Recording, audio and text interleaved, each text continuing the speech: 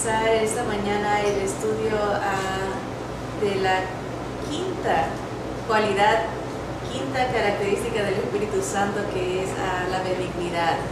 Y vamos a darle gracias al Señor porque nos regala a través de su Espíritu tantos dones, tanta bendición: el amor, el gozo, la paz, la paciencia y ahora la benignidad y la bondad que van de la mano prácticamente. Pero antes de analizarlas, disectarlas para alimentarnos y entender cómo funcionan en nuestra vida, vamos a darle gracias al Señor en oración por ello, por su Santo Espíritu que vino a habitar en nosotros cuando reconocimos al Señor como nuestro Salvador, como nuestro Señor. Es un regalo, es interesante. En la antigüedad el Espíritu Santo estaba sobre el pueblo de Israel, se manifestaba su poder y ocasionalmente entraba en la vida de alguien, como por ejemplo Saúl, Sansón, David. Entraba, pero se iba cuando ellos no seguían o desobedecían al Señor. Pero después de su venida permanente en el día de Pentecostés, cuando alguien acepta a Cristo, Dios lo sella con su Espíritu, lo aparta, lo santifica. Eso quiere decir, lo aparta, y el Espíritu del Señor prácticamente lo nombra, como que lo asigna como hijo de Dios. El Espíritu de Dios nos revela que somos hijos de Dios y viene para quedarse. Ya viene, no viene para irse cuando desobedecemos, está ahí. Lo podemos entristecer cuando pecamos, pero nunca nos deja. Lo podemos limitar su trabajo, su acción en nuestra vida, pero nunca nos deja. Entonces es una bendición para nosotros que vivimos en una era post ley. Ahora estamos en la gracia, estamos con el beneficio de tener la presencia de Dios en nosotros, fortaleciéndonos. Dice el Espíritu Santo nos guía a toda verdad. El Espíritu Santo nos convence de pecado, de juicio, de justicia. Esa es su obra, el acercarnos a Dios, el ilustrarnos, iluminar nuestros ojos cuando leemos la palabra. Así que es una gran bendición que debemos de valorar a diario, el tener a Dios en nosotros, con nosotros y por nosotros. Así que vamos a orar dándole gracias específicamente por esta razón. Bendito Padre Celestial, es tu amor, tu gracia, tu bondad para con nosotros que hace posible que tú habites en nosotros, Señor. Tu presencia santa, Señor, en este cuerpo, Señor, que ahora te pertenece, Señor. Te damos gracias por hacernos tuyos a través del sacrificio de Cristo, Señor, y sellarnos a través de tu Santo Espíritu, Señor. Llénanos de ti, de tu amor, de tu gozo, de tu paz, de tu paciencia, Señor. Ayúdanos a perdonar, Señor, y ahora ayúdanos a entender en qué consiste esto de la benignidad y la bondad, Señor. A ti sea la gloria por siempre, te alabamos, te bendecimos, porque tuyo es el reino, la gloria, el poder, la alabanza, por los siglos de los siglos, en el nombre de Jesús. Amén. Bien, les invito a abrir en sus Biblias. Primeramente vamos a ver unos versículos. Todas las cualidades del Espíritu Santo obviamente vienen de Dios, y tenemos que ver cómo actúa en Dios, cómo actúan en Dios estas cualidades. Él es amor, Él es santo, ¿verdad? No es que Él trata de ser amoroso como nosotros. Él es amor, es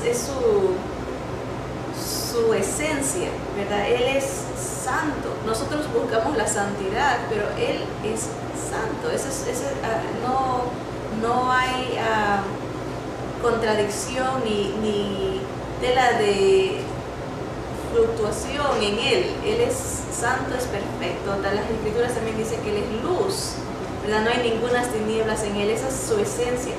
Y tenemos que, obviamente, aprender de Él. Y vamos a leer en el libro de Lucas un poquito acerca, aquí se usa la palabra que hoy vamos a estudiar, que es la benignidad. Lucas capítulo 6, obviamente en el original griego no está la palabra benignidad, sino que está una palabra que se pronuncia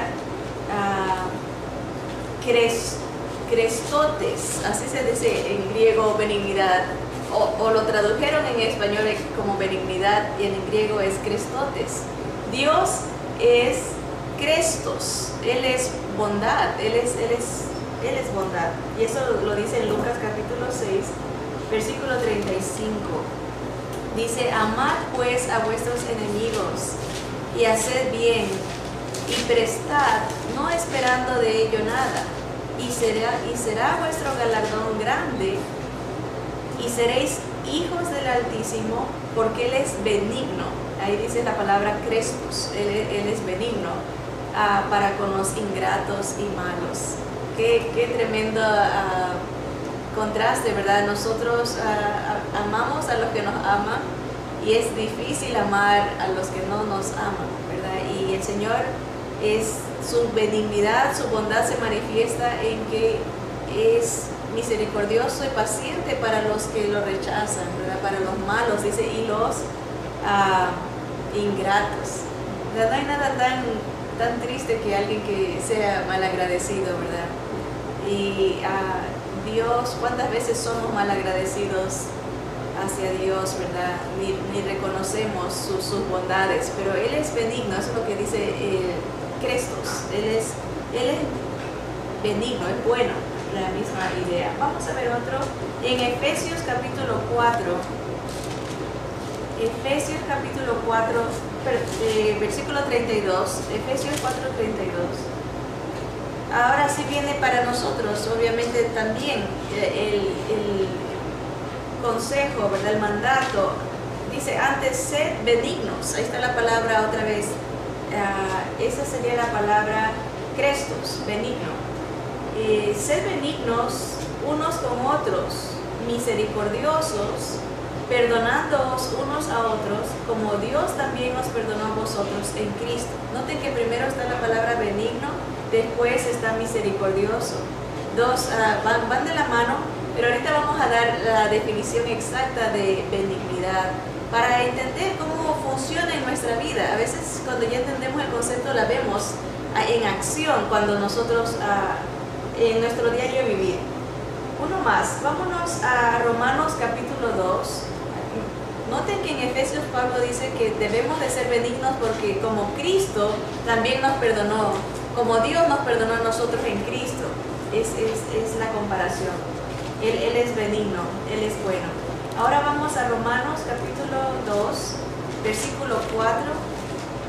Dice, hablando de que uno no debe de juzgar, más bien condenar a otros, ¿verdad? Ser duros con otros. ¿Por qué? Dice el versículo 4, o menospreciáis las riquezas de su benignidad. Noten ahí la palabra benignidad, de su bondad, aquí sería la palabra crestotes, su benignidad. Paciencia, que vimos que era la macrotumia, y longanimidad es el amor de Dios eterno. Ignorando que su benignidad, otra vez, su bondad, nos guía al arrepentimiento.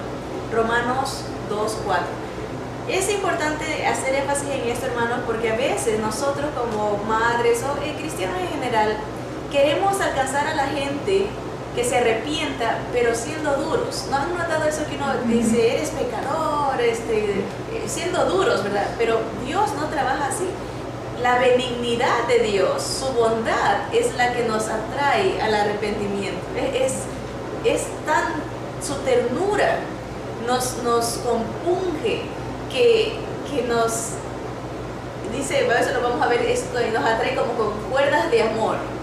Son las cuerdas de su amor las que nos atrae, no el hecho, y yo creo que todos somos testigos de eso. Obviamente estamos conscientes que va a haber un juicio, es verdad, va a haber una condenación para los que rechazan al Señor Jesús, va a haber, dice el día de la ira del Señor, mía es la venganza.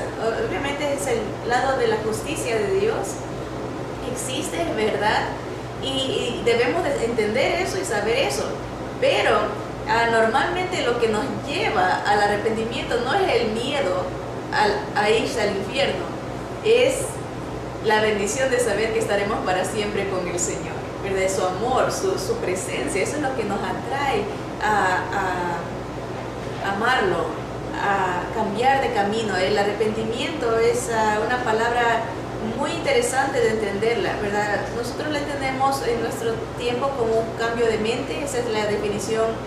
Mucha gente dice un cambio de corazón, un cambio de camino, pero el original, la palabra original de arrepentimiento era una palabra náutica que se usaba para indicar al capitán que había peligro más adelante.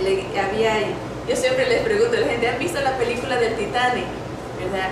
Había un muchacho, un señor arriba, que está viendo que no haya peligro más adelante. Obviamente, no hizo bien su trabajo, posiblemente eran temperaturas congelantes o se quedó dormido, no sabemos. La cosa fue que él no avisó que había peligro, pero su trabajo era de gritarle al capitán: arrepiéntete, arrepiéntete, repent era la palabra, y eso le indicaba al capitán inmediatamente un cambio de mente. Él iba bien tranquilo, había un cambio de mente que entiende que hay peligro y giraba el timón 180 grados para evitar la muerte, evitar el peligro, giraba su camino a un lado a salvo, ¿verdad? Esa misma palabra usó el Señor, usó los predicadores, han usado los pastores para indicar un cambio de mente, en el sentido, vamos en contra de Dios, hacia la muerte, vamos hacia la condenación, lejos de Dios. Me arrepiento, cambio de camino para ir hacia Dios, evito la destrucción, evito la condenación, y ahora voy a un camino de seguridad, de paz, de vida eterna. Entonces, un cambio de mente, un cambio de corazón, un cambio de vida, porque ya no sigo el camino destructivo, contrario a Dios, de enemistad con Dios, pero sigo el camino de obediencia, el camino de santidad que Dios nos da en el momento que viene en nosotros. Entonces, es interesante eso, ¿verdad? Que cuando nosotros hablemos con otros, no sea debe de haber el elemento, sí, de que entiendan el castigo que viene, obviamente, pero es un llamado al arrepentimiento, al cambio, a la salvación a través de la bondad, enseñándoles la bondad, la misericordia, la gracia de Dios, que es grande. Eso es como una relación de una pareja, ¿verdad? Uno muestra más su amor cuando recibe amor, ¿verdad? Es la realidad humana, ¿verdad? Si con uno son cariñosos, uno muestra cariño. Si son amables, respetuosos, ¿verdad? A veces una palabra áspera, ¿qué hace? Nos corta el deseo, ¿verdad? A veces uno viene con buenas intenciones, voy a mostrar cariño, y de repente recibe una palabra que lo deja a uno ahí pasmado, ¿verdad? Como dice, como que no se merecen, porque nosotros pensamos que dar amor es porque el otro se merece, pero no. Dios da amor aunque uno no se merezca, ¿verdad? Y así dice, ser benignos unos con otros, perdonándonos, ser misericordiosos, así como Dios nos perdonó a través de Cristo, nosotros también. Y aquí no menospreciemos sus riquezas de benignidad, de bondad, de misericordia, ¿verdad? Es de amor, de paciencia, ¿verdad? Porque acuérdate, dice, no ignores que la benignidad es la que te va a guiar al arrepentimiento. Entonces ya vamos viendo algunas características, más bien vemos la característica de la benignidad de Dios, cómo se manifiesta, ¿verdad? En perdonar, se manifiesta en abrir los ojos a la gente, aunque sea ingrata, aunque sea mala, aunque hayamos sido enemigos de Dios. Su benignidad, esa ternura, así se define benignidad, es la ternura. Déjenme leerles el concepto. Dice benigno o benignidad es la disposición bondadosa a otros. O sea, uno tiene esa inclinación bondadosa, una disposición, y describe los aspectos más amables de la bondad. Esa es la benignidad. Son dos. Aquí vamos a ver el concepto. Aquí está la benignidad y aquí está la bondad. Van de la mano. La benignidad describe los aspectos más bondadosos más dulces, tiernos de la bondad. La bondad va a ser un poco más fuerte que la benignidad. Son parecidas, pero no tanto. La benignidad, la idea es como de una palomita, que no es agresiva, ¿verdad? Es tierna, es suave, es dulce. La benignidad, así se manifiesta, es amable la benignidad. La bondad se manifiesta no necesariamente de la misma manera que la benignidad, sino más energética. La bondad es la que dice las cosas que a lo mejor a la otra persona no le van a caer bien, pero uno lo dice porque sabe que es para su bien. O hace cosas que el otro pueda tomarlo como no muy beneficiosas, no le guste tal vez, pero la bondad lo hace con el fin de edificar a esa persona. Déjenme leerles esto para poder ampliar en la idea. Dice, la bondad y la benignidad son aspectos del fruto del Espíritu. Sin benignidad, acuérdense, aquí está el número 1, benignidad, que es la dulzura, la ternura, esa disposición bondadosa. Sin benignidad, la bondad sería fariseica, ¿verdad? Que viene a ser como alguien que está criticando a otro. Sin benignidad es nomás una crítica dura, porque no tiene benignidad, no tiene la ternura, la dulzura. Entonces, pero sin la bondad, sin decir lo correcto, eso está mal, eso no te conviene, sin la bondad, la benignidad se convierte en tolerancia indulgente. En otras palabras, aceptamos todo, aunque sabemos que no le conviene a la persona lo que le estamos aceptando. Entonces se complementa la benignidad con la bondad. Una sin la otra se convierte en algo que no es beneficioso para el prójimo o para uno mismo. Por ejemplo, no muchas veces el individuo o la persona siente que lo que estamos haciendo es correcto. Por ejemplo, cuando uno corrige a un hijo, ¿verdad? Lo hace con bondad porque quiere lo mejor para ese hijo, ¿verdad? Pero tiene que hacerlo con benignidad, en un sentido, o sea, con una ternura, porque si no lo hace con eso, se va a convertir en una corrección de ira, de condenación, ¿verdad? Pero si somos nomás benignos y no los corregimos, no tenemos esa energía para decir lo que conviene, se convierte en una malcrianza, porque se les permite hacer de todo. Ha habido muchas veces padres que dicen, yo no lo corrijo, no lo disciplino, no le pego porque lo amo. Y es todo lo contrario, se está destruyendo esa personalidad de ese niño porque no le está dando direccionales. Todos necesitamos en la vida eso de que correcto o malo, que haya un esquema que seguir, ¿verdad? Un camino. Por eso dice el Señor que es bueno corregir al muchacho, ¿verdad? El Señor mismo nos disciplina a nosotros. Pero ven cómo se complementa la una con la otra. Solo el Espíritu Santo puede equilibrar y hacer crecer estas cualidades esenciales en nuestras vidas. Esto no es algo que un no creyente no puede tener. Un no creyente, un incrédulo, no tiene estas cualidades porque vienen del corazón de Dios, nacen del Espíritu de Dios. Bien, una definición más ampliada de benignidad es la gracia, el regalo que impregnan la naturaleza toda, suavizando todo aquello que pudiera ser brusco o austero. La palabra implica la inocencia de la paloma. En palabras exactas, Crestotes es un corazón tierno y un espíritu que cuida. Si usted tiene al Señor en su corazón y es de las personas que siempre andan al pendiente de los demás, de cuidarlos, de alimentarlos, tiene benignidad, tiene ternura, tiene dulzura para preocupación, es una tierna preocupación por otros. ¿verdad? Es bonito tener esa cualidad del Señor, pero balanceada con la bondad. Estas son manifestaciones del Padre por medio de un Hijo rendido al Espíritu Santo, ¿verdad?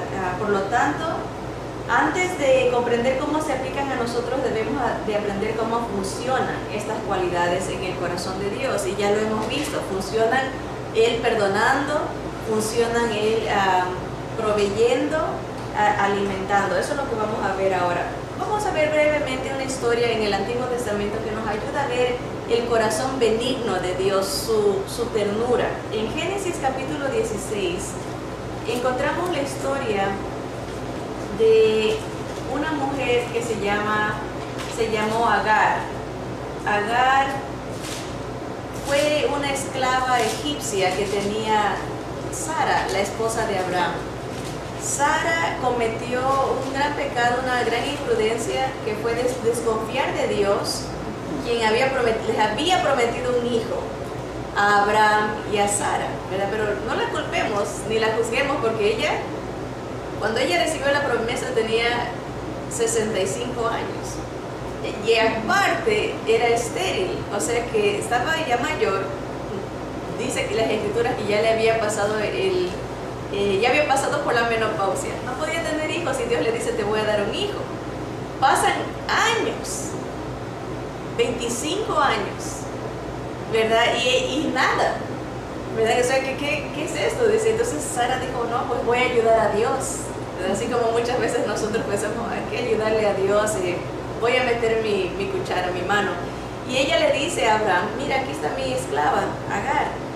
A lo mejor Dios nos quiere dar hijos a través de ella. Tómala por mujer y ten un hijo con ella para nosotros.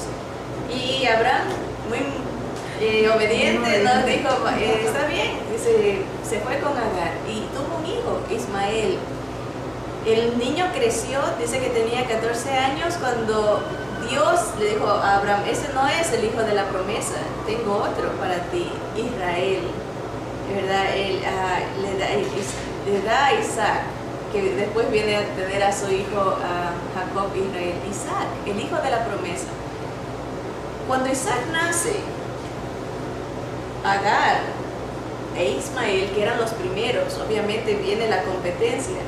Agar se empieza a burlar del hijo de Sara, que era ahora el heredero, el principal, era el sangre, huesos de sus huesos, sangre de su sangre, era el hijo predilecto de Abraham.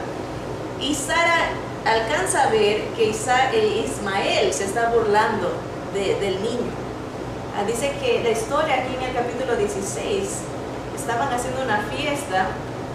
Mire, leamos el versículo 1, dice: Sarai, mujer de Abraham, no le daba hijos, y ella tenía una sierva egipcia que se llamaba Agar. Dijo entonces Sarai a Abraham: ya ves que Jehová me ha hecho estéril, te ruego pues que te llegues a mi sierva, quizás tendré hijos de ella. Y atendió Abraham el ruego de Sarai. Y Sarai, mujer de Abraham, tomó a Agar, su sierva egipcia, al cabo de 10 años que había habitado Abraham en la tierra de Canaán, y la dio por mujer a Abraham su marido. ¿Verdad? Versículo 4 dice: y él se llegó a Agar, la cual concibió, y cuando vio que había concebido, miraba con desprecio a su señora. Las consecuencias de la desobediencia. Ahora Sara va a empezar a sufrir desprecio, más humillación, porque ahora su empleada, su sierva, se siente más que ella, se siente con más derecho. Dice el versículo 5: entonces Sarai dijo a Abraham: mi afrenta sea sobre ti. Yo te di mi sierva por mujer, y viéndose encinta me mira con desprecio. Juzgue Jehová entre tú y yo. Y respondió Abraham a Sarai: he aquí tu sierva está en tu mano, haz con ella lo que bien te parezca. Y como Sarai la afligía, ya empezó a tratarla mal a la sierva, ella huyó de su presencia. Y la halló el ángel de Jehová junto a una fuente de agua en el desierto, junto a la fuente que está en el camino de Shur. Y le dijo: Agar, sierva de Sarai, ¿de dónde vienes tú y a dónde vas? Y ella respondió: huyo de delante de Sarai mi señora. Y le dijo el ángel de Jehová: vuélvete a tu señora y ponte sumisa bajo su mano. Le dijo también el ángel de Jehová, multiplicaré tanto tu descendencia que no podrá ser contada a causa de la multitud. Además le dijo el ángel de Jehová, he aquí que has concebido y darás a luz un hijo y llamarás su nombre Ismael, porque Jehová ha oído tu aflicción. Y él será hombre fiero, su mano será contra todos y la mano de todos contra él, y delante de todos sus hermanos habitará. Entonces llamó el nombre de Jehová que con ella hablaba, tú eres Dios que ve, porque dijo, ¿no he visto también aquí al que me ve? Por lo cual llamó al pozo, pozo del viviente que me ve. He aquí está entre Cades y Bered. Y Agar dio a luz un hijo a Abraham, y llamó a Abraham el nombre del hijo que le dio a Agar, Ismael.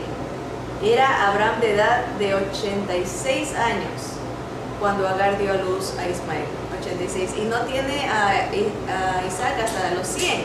Ahora, saltémonos para ver qué pasa después de que nace Isaac. En el capítulo 21 viene el hijo de la promesa, que era donde nos habíamos quedado. Dice el versículo 8, y creció el niño, está hablando de Isaac, y fue destetado, e hizo Abraham gran banquete el día que fue destetado Isaac. Y vio Sara que el hijo de Agar, la egipcia, el cual ésta le había dado a luz a Abraham, se burlaba de su hijo Isaac. Por tanto dijo Abraham, echa a esta sierva y a su hijo, porque el hijo de esta sierva no ha de heredar con Isaac mi hijo. Este dicho pareció grave en gran manera a Abraham a causa de su hijo. Entonces dijo Dios a Abraham, no te parezca grave a causa del muchacho y de tu sierva. En todo lo que te dijere Sara, oye su voz, porque en Isaac te será llamada descendencia. Y también del hijo de la sierva haré una nación, porque es tu descendiente. Entonces Abraham se levantó muy de mañana y tomó pan y un odre de agua y lo dio a Agar, poniéndolo sobre su hombro, y le entregó el muchacho y la despidió. Y ella salió y anduvo errante por el desierto de Berseba. Miren, esto parece algo grave, como dice Abraham, pero el apóstol Pablo nos explica que lo que está pasando aquí es guerra de dos pactos. El pacto de la ley es en Agar y el pacto de la gracia es en Sara, a través de su descendencia, ¿verdad? Porque a través de Abraham viene Jesús e Isaac. Entonces, aquí está la gracia, el perdón de nuestros pecados, y acá está Agar, que es las obras. Hay gente que se quiere salvar por obras y nadie se va a salvar por obras. Y Pablo explica que esto que está pasando aquí tenía que pasar para que Abraham tenía que dejar ir a la que representaba el pacto de las obras, aunque le dolía, porque también era hijo, era la carne nuestra, ¿verdad?, de la desobediencia. Tenía que dejarla ir porque no podía heredar junto con la gracia. La salvación solo es por fe y por gracia, fe en Cristo Jesús. Así que todo esto está sirviendo para nosotros, para ejemplo, para que nos explique Dios mejor, aunque ellos no lo están viendo así. Abraham está viendo sufrir, ve a su hijo irse, se desprende de este muchacho que era su primer hijo, ¿verdad? Pero se van por un desierto, prácticamente empiezan a sufrir. Miren el versículo 15, dice, y le faltó el agua del odre y echó al muchacho debajo de un arbusto. Y se fue y se sentó enfrente a distancia de un tiro de arco, porque decía, no veré cuando el muchacho muera. Y cuando ella se sentó enfrente, el muchacho alzó su voz y lloró. Esta es la situación triste, ¿verdad? En un desierto, ya ella está por morir, el muchacho está por morir, ya han perdido toda esperanza de sobrevivencia en este desierto tremendo, ¿verdad? Real, ¿verdad? Están sufriendo falta de agua, de comida, de protección, de alimento. Y miren la benignidad de Dios, cómo se manifiesta en el versículo 17. Dice, y oyó Dios la voz del muchacho, y el ángel de Dios llamó a Agar desde el cielo y le dijo, ¿qué tienes, Agar? No temas, porque Dios ha oído la voz del muchacho en donde está. Levántate, alza al muchacho y sosténlo con tu mano, porque yo haré de él una gran nación. Entonces Dios le abrió los ojos y vio una fuente de agua, y fue y llenó el odre de agua y dio de beber al muchacho. Y Dios estaba con el muchacho y creció, y habitó en el desierto y fue tirador de arco. ¿Ven? La benignidad del Señor de un padre que alimenta. Aquí un padre que sostiene, ¿verdad? Sostiene en tus brazos, ¿verdad? Yo estoy ahí, yo estoy viendo tu aflicción, he escuchado al muchacho, ¿verdad? No lo he desamparado, ¿verdad? La benignidad se manifiesta en la ternura, la compasión, el cuidado que Dios está teniendo de esta familia, que en realidad no era la de la promesa, ¿verdad? Pero su compasión es con los individuos, ¿verdad? Tiene un plan general, ¿verdad? Y las cosas se van dando de acuerdo a su plan, pero su compasión es grande, ¿verdad? Como leíamos en Lucas 6:35, ¿no? Para los malos y los ingratos, los que no tienen temor de Dios, la gracia de Dios, su benignidad es la de un padre que alimenta. Este muchacho se había quedado sin padre, este muchacho se había quedado sin la protección, la alimentación, pero Dios se convierte en ese padre benigno que lo protege, que le provee. Algo bonito que la hermana tenía la idea, dice, acuérdense de la mujer samaritana. Dios trajo una mujer al pozo, ¿verdad? Para revelarse a Jesús. Le dijo, yo soy el Cristo, si supieras quién soy yo, le pedirías que Él te dé agua de vida, ¿verdad? Y se revela a ella por primera vez, le dice, yo soy el Mesías, ¿verdad?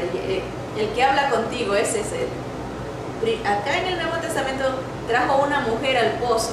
En el Antiguo Testamento trajo un pozo a la mujer, porque le abrió los ojos que tenía ahí enfrente. Estaba, o sea, a lo mejor su estado físico era tan degradante por la falta de alimentos y de agua y tristeza y todo, que no veía que ahí estaba un pozo. El Señor lo apareció, le abrió los ojos, trajo el pozo a la mujer, y acá trajo a la mujer al pozo. Siempre la benignidad de Dios se manifiesta de manera personal a la necesidad de cada persona. Acá esta mujer necesitaba agua física y Dios le provee más, le garantiza que su hijo va a tener una tremenda abundancia, va a ser un hombre poderoso. Dios le da más de lo físico. Acá esta mujer quería agua física también, la del Nuevo Testamento, la samaritana, y Dios le da agua de vida eterna a través de que lo conozca Él. Yo soy Dios, ¿verdad? Y dice, el que tiene a Dios de su interior, saltan agua de vida eterna, ¿verdad? El Espíritu Santo no solamente nos llena, a nosotros nos bendice, sino que uno alcanza a otros a través de una vida de obediencia y predicando, ¿no? La benignidad, el amor de Dios salpica, es la idea, ¿verdad? Salta esa agua para los demás. Tiene la gente que ver en nosotros un cambio, porque somos nuevas criaturas. Así que la benignidad se manifiesta de parte de Dios como un padre que alimenta, un padre que no desampara. Déjenme leerles esto para reflexionar. Dice, al reflexionar sobre este encuentro acerca de Dios con Agar,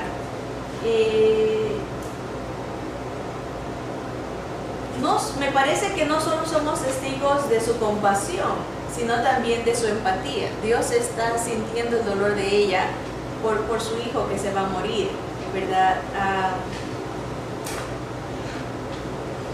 Él pudo identificarse con el dolor y la necesidad de Agar y respondió como un padre amoroso, ¿verdad? Está viendo la agonía que está sintiendo esta madre por su hijo que se va a morir, ¿verdad? Él está identificándose con ella. Esa es su benignidad. Dice, ¿sería esta la respuesta de un padre que sabía que un día él también sufriría el intenso dolor de la separación? ¿Estaba Dios previendo el tormento de ver sufrir a su único hijo? La agonía de saber que le daría la espalda a su hijo en el momento de su muerte. Agar dejó a su hijo y se fue porque no quería verlo morir. Lo dejó ahí, lo escuchaba llorar. A lo mejor le gritaba a él, ¿verdad? Mami, no me dejes, ¿verdad? Quédate conmigo. Ella no podía soportar ese dolor, se fue. Y Dios está previendo eso, que él también en la eternidad él veía que iba a sufrir una agonía de separación con su hijo amado, el cual tenía contentamiento, iba a dejarlo, iba a esconder su rostro, ¿verdad? Iba a quedarse en silencio mientras su hijo le gritaba en agonía, Dios mío, ¿por qué me has desamparado? Silencio por nosotros, ¿verdad? El amor humano, ¿verdad? Uno cuando un hijo clama, uno quiere correr, ¿verdad? A ayudarles, ¿verdad? A levantarlos. Imagínense el amor de Dios, pero aquí Él tiene que, por nosotros, guardar silencio, no contestarle a su hijo que le está gritando que no lo deje, que no lo castigue, ¿verdad? Si es posible que pase de mí esta copa, le decía el Señor, si es posible, pero que se haga tu voluntad, no la mía. Este padre sentía esa agonía también, que darle la espalda a su hijo en el momento de su muerte. Este fue el padre que dijo que lo había amado al Señor Jesús desde antes de la fundación del mundo, ¿verdad? El Abba Padre, el papito de nuestro Señor Jesús, ¿verdad? Sin duda el dolor físico no podía compararse a la agonía de dos corazones rotos, ¿verdad? Agar estaba sufriendo hambre, sed, pero ese dolor físico no era nada para el dolor de saber que su hijo se estaba muriendo. Cuando lo pienso, me siento embargada por la sensación de lo poco que merezco que se haya pagado tal precio. No creo que el padre haya respondido a Agar como Dios, aunque eso habría sido suficiente. Él respondió como un padre que tenía poder para intervenir. Su corazón no podía permanecer impasible. Dios conoce el intenso dolor del amor. Si usted tiene hijos, ya ha experimentado temor, vulnerabilidad y dolor. Y el Padre Celestial no ha estado ausente ni un segundo, ¿verdad? Si usted tiene un hijo, y aquí vamos a dar una lista de diferentes situaciones, circunstancias en que cada madre o cada padre puede estar pasando en cuanto a su hijo. Por ejemplo, dice, si usted tiene un hijo que es rechazado por sus compañeros, Dios sabe cómo se siente. Él vio a su hijo ser rechazado por el mundo. Si tiene un hijo que no es bello, Dios sabe lo que se siente. Isaías 53 dice que lo vimos más sin hermosura, de verdad, y como que escondimos de él el rostro, fue menospreciado, fue desfigurado. Dijo que ya no era agradable verlo. Si usted pasa por esa circunstancia, a lo mejor Dios sabe lo que se siente. Si tiene un hijo que ha sido traicionado por sus amigos, Dios sabe cómo se siente. Si tiene un hijo que le ha rogado que arreglara algo que usted no podía arreglar, ¿verdad? Dios sabe cómo se siente. Si tiene un hijo que está sufriendo, Dios sabe lo que se siente. Si tiene un hijo que está muriendo, que puede ser el caso, Dios sabe lo que siente. Si usted ha enterrado a un hijo, Dios sabe cómo se siente también. Él vio a su hijo morir, ser enterrado. Él también lo vivió, pero hay una gran diferencia. Él podría haber cambiado toda la historia. Dios no tenía que pasar por ver a su hijo sufrir de tal manera, pero no lo hizo. No cambió la historia por usted y por mí. Si usted es un padre que está sufriendo, permita que Dios abra sus ojos como lo hizo con Agar, que pudo ver la fuente de agua. Permita que lo refresque en esa fuente de vida, de agua viva que es Jesús. Como Agar, quizás su hijo le sea restaurado, quizás. Dios no amó a ninguna madre más que a la mamá que escogió para el Señor Jesús. Y a ella no le concedió el hecho de que Jesús se quedara más tiempo con ella. Había un plan general. Y la idea, esto me gusta, esta idea. Dice, si el Salvador dice que no, a un padre o una madre que lloran, es porque está diciéndole sí a un beneficio espiritual eterno para el reino. A veces como padres o madres nos angustiamos porque no vemos que los hijos cambien, que los hijos o que Dios responde de una manera que uno quiere. A veces Dios dice no a nuestras peticiones porque está viendo un beneficio eterno más grande, espiritual para el individuo que para nosotros. Lo vemos en el caso de Jesús. Era su hijo, le estaba doliendo ver lo que está sufriendo. Él pudo haber dicho, no, ¿saben qué? Es mi hijo, más importante es mi hijo, que los demás se vayan al infierno, ¿verdad? Váyanse al infierno. Yo quiero a mi hijo, pero no, él está viendo el beneficio eterno, espiritual para muchos que vendrían a creer en él. Igual en nuestra vida personal, la benevolencia, esa benignidad de Dios, ese Padre, Él está ahí, pero actúa diferente a lo que nosotros pensamos muchas veces, y tenemos que abrir los ojos como Agar, dejarlo que Él trabaje, que Él llene, que Él satisfaga, que Él consuele, que Él fortalezca, que Él rescate a esos hijos o a esa circunstancia, ese problema, esa necesidad, de la manera que Él mejor sabe hacerlo, porque Él es un Padre benigno, un Padre bueno, tierno, compasivo, es un Padre que alimenta, un Padre que provee, un Padre perfecto. Así que les animo, ¿verdad? Esta característica de la benignidad, Dios nos la da porque nace de su corazón. Él sabe lo que nosotros sentimos, y Él más que nadie nos demuestra que por nuestro beneficio ha hecho grandes sacrificios, y el más grande sacrificio, dicen las Escrituras, de tal manera amó Dios al mundo que dio a su único Hijo, para que todo aquel que en Él cree no se pierda, mas tenga vida eterna. El ser más supremo, Dios, amó de tal manera, el sacrificio más grande.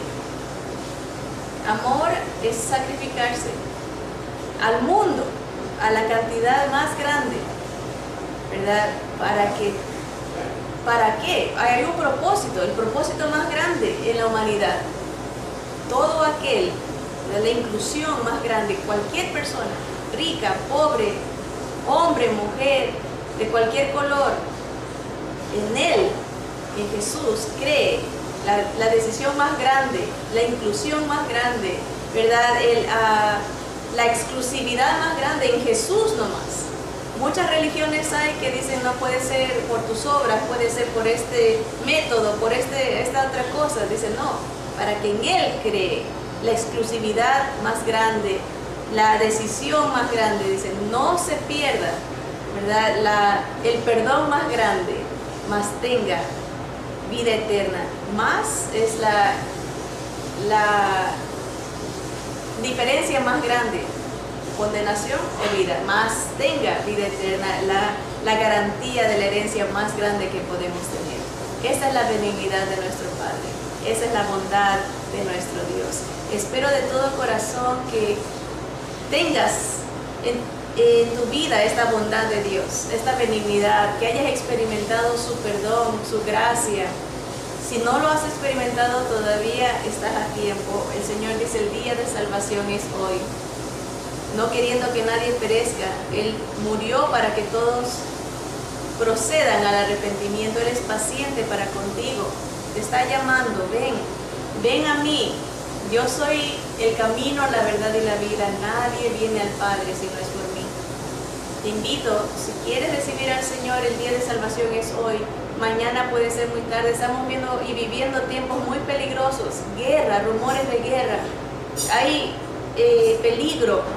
Ayer nomás tumbaron un avión. Bombardearon un avión de civiles. Casi 300 personas murieron. Posiblemente fueron de vacaciones, posiblemente de negocios, posiblemente visitas familiares. Cayeron. No sabemos cuándo el Señor nos llama. Tiempos peligrosos. Cuida tu alma, es tiempo de venir al Señor. Si tú quieres aceptarlo como tu único y suficiente Salvador, es fácil, es nomás decirle.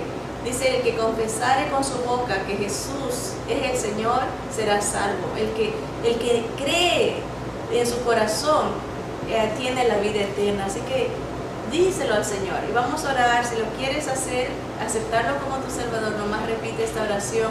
No es la oración la que salva, es tu fe en Jesús. La fe en Jesús, al único y suficiente Salvador.